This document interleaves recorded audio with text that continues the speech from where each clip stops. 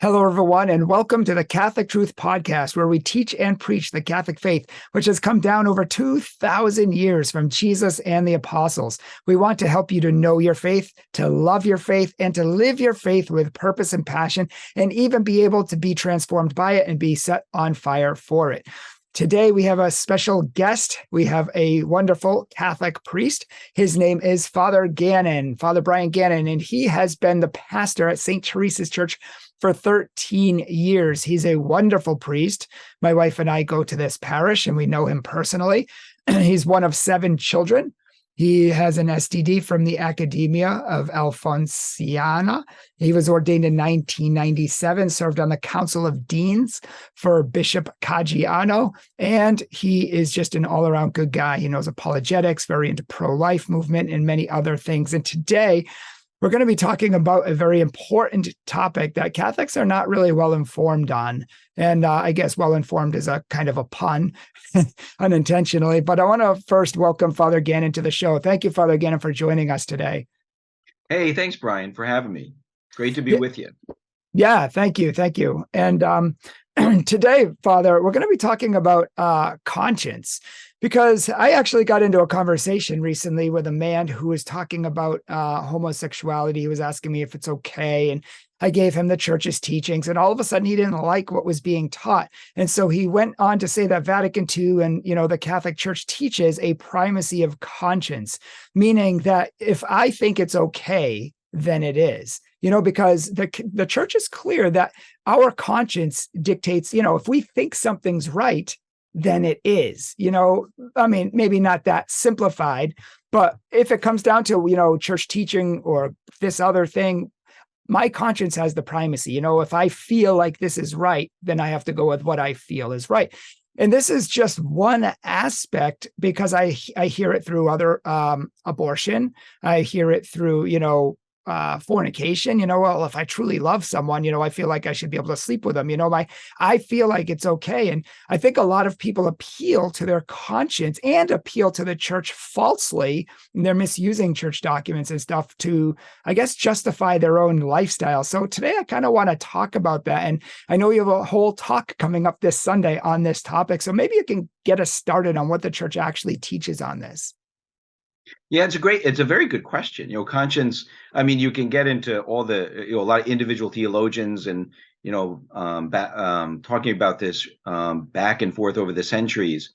But just to kind of hone in basically on what the church teaches, you have Vatican II, Gaudium et Spes, the pastoral document on the modern world, and from Vatican II.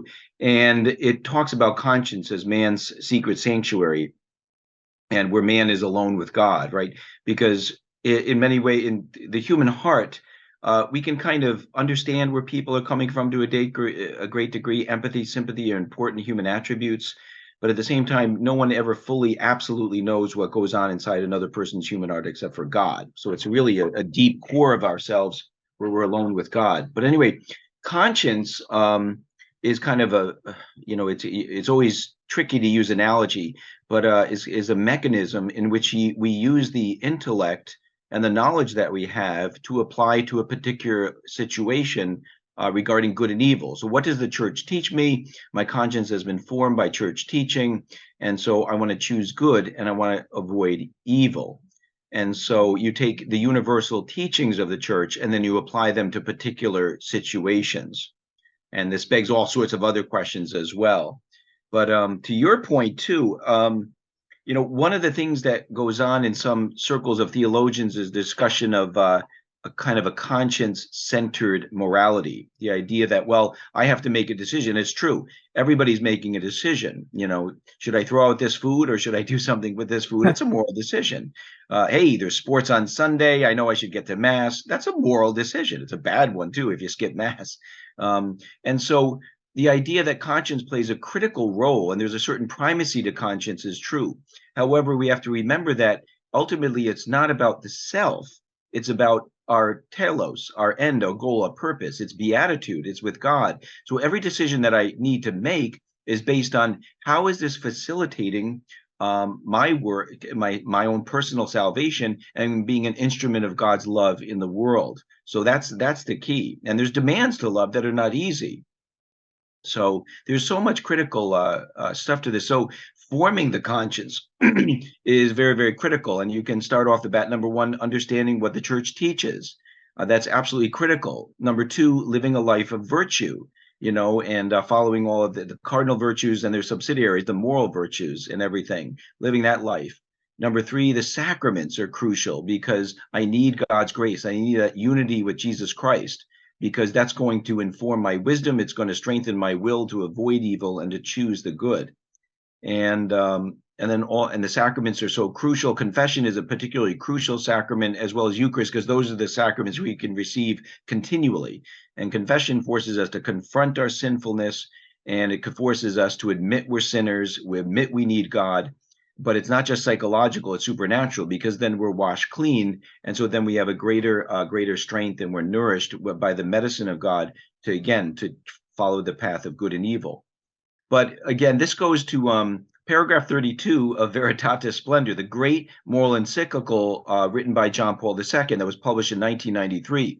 And so he has a whole section on conscience, and I believe it's paragraph 32, but he discusses this, where he says, some conscience-centered moralities get to the point where they believe that the conscience becomes the arbiter of what is good and what is evil. And so if I feel in my heart, that this is good, I'm following my conscience. And so I'm supposed to follow my conscience. And then therefore, even though it may not be what the church teaches, it's what I feel strongly in my heart. And so I'm following my conscience. Well, that's erroneous from its premise, because if I know what the church teaches, then that's a part of my conscience, and I need to apply that to that particular situation. I have to carry my cross, whatever that cross is. Our Lord didn't run away from the cross, and we really can't do it if we want to achieve holiness. Because again, this whole thing is about holiness. It's about that unity with God. It's not about imperatives, do this or that. It's about how the Ten Commandments are all about facilitating a deeper relationship with God, between God and Israel. And that's the same thing goes for us on an individual level as well. So the conscience is to apply what the church teaches regarding good and evil. And then there's other situations as well. I think of the great example of Cardinal Newman, the great new saint in the church, John Henry Newman, the great convert to the Catholic faith. And John Henry Newman had a crisis of conscience. He suddenly felt that call to become a Catholic. He had been an Anglican and a very popular Anglican priest and bishop for a while. And so ultimately he made that's where he had to follow his conscience. His conscience was calling him to the Catholic Church, to conversion, which means giving up an enormous amount. But in the end, of course, he proved to be a tremendous instrument of God in our church. So there's a lot there. I kind of touched a few tips of a few icebergs there. Yeah, sure. Yeah, no, and it's all good points that you made, Father. Maybe you could go into a little bit more. I like what you said about, if you feel like something that contradicts the church teaching or contradicts a commandment, like how could our conscience properly be formed, because we're clearly contradicting a commandment of God. I was thinking of that recently, because I use the example when I speak to people. Sometimes I said, well, you know what, if my wife and I are fighting all the time, and she's not treating me right anymore, and I'm just, quite frankly sick of her, and I meet this other beautiful woman who just loves me, she gets me, she treats me lovingly, she gives me everything I need, I don't even have to ask for it. And, I feel like this woman, this is love. The other relationship with my wife is not love. So, I feel like my conscience is telling me to leave my wife and go with this other woman. Now, as much as I might feel that, that's adultery. And that is clearly against the commandments of God, and it's clearly against the church, the Bible, and everything else. So I don't see how it could be justified just because I feel it. But I feel like many people have that understanding. Yes, they do. And again, what it is you're following, feeling. We have to remember that human nature, original sin is washed away by baptism. We have the infusion of the Holy Trinity into our soul. The greatest possession we have is the indwelling of God within the soul. but nevertheless, the effects of original sin do remain. It's a fallen human nature, which is why the conscience has to be formed. It's not perfect. St. Paul writes in Romans, there's a law written in our hearts. And it is. We have a general sense of good and evil, but nevertheless, we need to form that. And so what the conscience is doing is, and John Paul II talks about this in his tracts on conscience, is that one of the things that gives conscience a great dignity is that you're having this dialogue within yourself. But it's not a dialogue with your feelings. It's not a dialogue with yourself. It's meant to be a dialogue with God. And so I'm praying to God, I'm talking to God, and I've been informed by what God teaches. One of the fundamental precepts of the moral life comes from St. Paul. One can never do evil so that good may come of it. So if the church teaches something very clearly about something that is evil, then no, conscience is not the arbiter of good and evil. Conscience has to subscribe to that if you are truly seeking to deepen your relationship with God, to follow the path of good, to follow my path of beatitude. Because we know this. I mean, self-denial is all a part of human existence and our relationship with God. We have immediate feelings about so many different things. And of course, what you just mentioned is it would be this is a whole nother conversation, but the whole nature of really what love is all about, right? We immediately, the instant attraction that somebody feels to somebody is not a deep-seated love. It's a natural part of the human condition. But nevertheless, I've sworn an oath, and to my wife, and an oath actually protects us. But it's actually so love comes in firm commitment, unconditional surrender to the other. And this is there was a great Franciscan friar by the name of Benedict Rochelle, and he would talk about this. Somebody comes to him and he says to him, I think he goes, look, he goes, you feel deep down in your, I'm going to paraphrase him a little bit because I don't remember the exact thing, but because it's from years ago, but he said, if you feel like in your side, that if you follow your conscience, it may be going against what the church teaches. He goes, listen, he goes, that's not your conscience talking. He goes, it may be another part of your anatomy talking, but it's not your conscience talking, And he had a doctorate from psychology from Columbia. He was a brilliant priest, a great author, Benedict Rochelle, Father Rochelle. But anyway, but he was very faithful to what the church taught. So again, conscience is about applying what we know to be the fundamental teaching of the church, the bride of Christ, which is revelation from God, and then therefore seeking the good, the highest good. The thing about conscience and law, I mean, one of the things, right? All right, my conscience is telling me to buck a law, like let's say a human law, right? Because let's say Thomas More, Henry VIII. Henry VIII said you must sign the oath of supremacy. Take the oath of supremacy, saying that Henry is now the head of the Church of England. And More refused. More was using an enormous amount of discretion at the time. He just wanted to preserve his family, and so he was quiet. And then, of course, he was put on trial. And it's a beautiful story, very poignant story of his incredible martyrdom. But my point is that he says at his execution, he goes, "I remain the king's good servant." He goes, "But God's first. Period. The end." And so, if I have to choose martyrdom, then I have to choose martyrdom. And that was not what he wanted in his heart in terms of being with his family, but he knew that it served the good of his family and the good of the world and the good of his own soul by being faithful to God first. So again, if conscience is going to say, well, I can't follow this precept or this law or something in society, then it's because it's subscribing to a higher law, a law that's clearly elucidated by God. It's not a feeling, but it's a law of God. So I'm defying a civil law because I have to remain obedient to God's law. And Father, do you think that part of the problem is that, because you're talking about an informed conscience, you're talking about, Yes. kind of knowing what the church teaches, what God teaches, what the Bible teaches, the commandments teach. And do you think part of the problem is that people just don't know what they teach, what the church teaches, or they don't care? And part of the problem is, in order to inform your conscience, you actually have to inform your conscience. You actually have to do some research. You have to actually figure out what the church and God teaches. And I wonder if people bypass that. They have a general idea and they fill in the rest of the gaps with their feelings. No, you're exactly right. This gets into, if we use a couple of quickie categories, like an erroneous conscience. So can a conscience be an error? The answer is absolutely true. And that could be, and the Catechism of the Catholic Church describes this. the different possibilities. It could be erroneous because I knew I could study more, but I didn't bother. I don't want to learn what the church teaches. Or my conscience could be in error because I sat there and I listened to a professor of theology tell me something, and I trust him and completely. And I saw, so he said this is church teaching when actually he's wrong, and so he's compounding error. And so then you're probably less culpable of the sin you may commit, but nevertheless, like the Catholic teaching on contraception, somebody can get up there and say, look, in your conscience, you can use artificial contraception. No, you can't.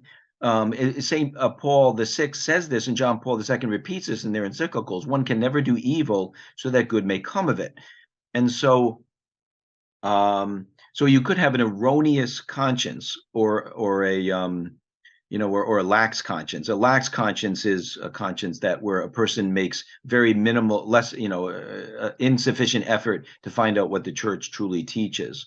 So you do have to inform your conscience. That's exactly right. Now, there's all sorts of little things that are going to happen. I remember somebody saying to me once, geez, Father, I know adultery is a mortal sin. I know that. But I always thought that if two people were unmarried, then sexual relations would be a venial sin because he's not married, I'm not married, says the woman. And it's like no, it's that's still a mortal sin. Actually, adultery is compounded because it's a sin against the sixth commandment. It's also sin against justice because you owe yourself unconditionally to your spouse and you justify. So in this case, any kind of sexual actions outside of marriage, of the conjugal act, would be considered grave matter. Then the question becomes, did they have full knowledge, full consent, and everything else like that? Yeah. And I feel like part of the problem is that people want to selectively form their conscience. If there's someone wants to learn, live, say, a certain lifestyle, they'll only listen to people who teach them on that lifestyle. And they won't listen to other people who might disagree with that, or they might not listen to exactly what the church teaches. Well, he's a priest and he knows, and they just give full credence because that's what they want to believe anyway. So they're kind of forming their own conscience the way they want it to be formed rather than the way it should be formed according to the church. Does that sound about right? That sounds very good. Yeah, that's very true because again, right, fallen human nature, and I want what I want. And if I could find a way to justify it, and unfortunately, it's like when you're talking to teenagers, right? And they're like, the question becomes, well, you know what, Father, if they don't say it in so many words, but it does boil down to how far can I go? Which is a horrible way to approach our life with God. What's the maximum I can do to avoid sin? What's the minimal I need to do to get to heaven? This is like, no, this isn't what love is. Do you say to your spouse, what's the minimal I can do to still say I love you? But I don't want to have to deal with loving you completely and totally. But what's the minimal amount you'll accept? I mean, nobody would ever say that would be a good for a marriage. And we have in this, as you know, our relationship with God is analogous by marriage. We're meant to be in union with God, and so it's meant, excuse me, it's meant to be a full surrender. But there's so much messed up information out there, and one of the enemies of moral teaching is ambiguity. Because the church is very clear on all of these moral issues, and but people need to be informed about that. And then those who misinform people, especially those in positions of authority, carry a very grave accountability because they should know better. Yeah, that'll be more of a mortal sin on their part because they're not only, infecting a few, they're infecting many through those people who are going to teach other people who are going to teach other people and so on. It's Right. very grave. It's very grave. Like for instance, when I'm preparing couples for marriage. So some couples, God love them, they're living apart. But some couples have moved in with each other, and so then I agree with you. This goes back. This is the gospel. The talk of today of accompanying people, walking with them. Absolutely, you walk with them, and so but what you do is you dialogue with them, and again, you don't compromise. So you have a good dialogue, and what I try to do with them is I dialogue, and let them come to the conclusion ultimately that, hey, is this bringing you closer to Jesus? You're sharing the same bed. Is this bringing you closer to Jesus Christ? Isn't that the goal? Isn't that the greatest foundation you could have for your marriage? And they all admit it. No, it's not bringing us closer to Christ. And so you have to that's one of the spiritual works of mercy, is to admonish the sinner. But it's meant to be medicinal. You're trying to bring them back to God. Some people could be hostile. I mean, when I've talked to couples regarding this, I've never had any kind of acrimony from them. They all we well, it's economic, blah, blah, blah, but they realize, no. I said, the most important foundation for your marriage is supernatural. The greater your surrender to God, the stronger your marriage foundation will be. There'll always be ups and downs in marriage, but you want your relationship with God in good order to deal with that. Yeah, I think it's funny, what you said earlier about people who say, like Jason Everett, he says, how far is too far? He says, well, that's like bringing your girlfriend to the edge of a cliff and seeing how far can I get her to the edge without making her falling over, like pushing her off the edge. He's like, true love would have the opposite question, say, how far can I keep her away from danger? And so far in our moral lives too, how far can we stay away from sin? How far, can I get away from that side? How close can I get to God without even getting close to sin? That should be our, I guess, understanding of it. So, Father, I know if you have any closing thoughts, you can give them. I know you have a funeral mass that you have to get to soon. But yeah, if you have any closing thoughts, feel free to add them.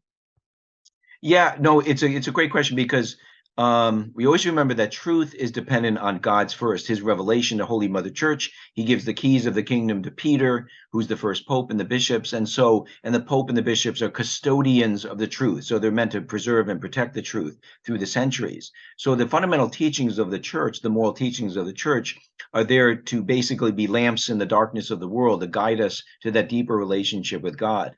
So we live in a day and age with so much emphasis is on polling, right? 50% of Catholics believe this, 60%. The truth is not dependent on a poll. It's not dependent on a consensus. It's dependent on what God teaches us, because he understands the human person better than anything else. And any commandment he gives is ultimately for our own good. So we keep that in mind, whether it's abortion or all sorts of things, because unfortunately, we see how many erroneous consciences there are out there. Politicians who advocate for abortion in any way whatsoever, or try to protect the right to abortion. It's all rights come from God, and God doesn't contradict himself, right? And that's another thing about conscience. God doesn't teach something clearly and absolutely through Holy Mother Church and then tell your heart to do the opposite. God does not contradict himself. And so that's one of the keys to understanding a forming of conscience. But even as a matter of, we got to pray about this and help people understand the people that somehow Sunday Mass is optional. It's one of the 10 commandments. I kind of joke with people. I'll say to them, would you kill somebody? Father, no. Okay, good. Would you tell a big lie under oath? No, I wouldn't do that. All right, would you want us to just punch the living dead? No, Father, I wouldn't do that. Great, great, great. I said, but you skip Mass. Well, I said, it's on the same level. That's the third commandment. You say, well, I wouldn't commit adultery, I wouldn't kill, I wouldn't steal. But somehow the third commandment has become a second-tiered or optional commandment. It's not. It's up there at the same level, because it's meant to protect us and arm us.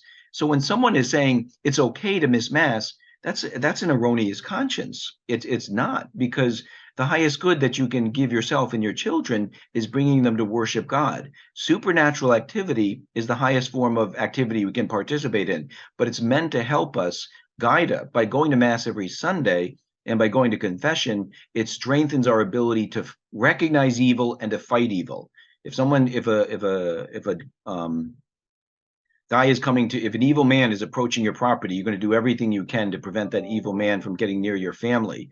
And that's what we want to remember about the seductions of the devil and the world in trying to tell us to consider our moral teachings optional. It's only setting us up for a fall.